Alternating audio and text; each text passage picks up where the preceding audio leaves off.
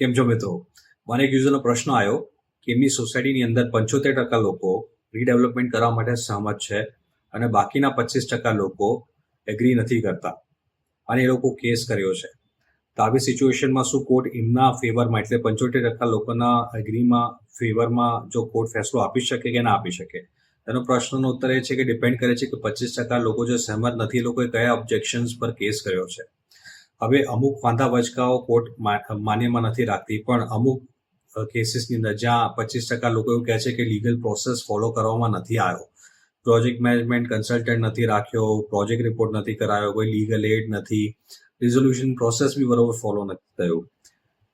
બે ડેવલપરે ઓફર આપી હોય, એમાંથી એક જે સારા ઓફરવાળો ડેવલપર હોય એને લોકોએ સિલેક્ટ ના કરીને ચેરમેન સેક્રેટરી જે બીજી ઓફર છે જે એટલી સારી નથી એની ફેવરમાં લોકો જવા માંગે છે. આવા જાતના ઓબ્જેક્શન્સ હોય છે, એને ડિપેન્ડ કરે છે અને કોર્ટ જોવે છે કે આ ઓબ્જેક્શન્સ લીગલ ફ્રેમથી બરોબર છે કે નહીં. તો 25% લોકોના ઓબ્જેક્શન્સ જો વેલિડ હોય તો કોર્ટ એમના ફેવરમાં બી ફેસલો આપે છે અને રીડેવલપમેન્ટને અટકાવી શકે છે.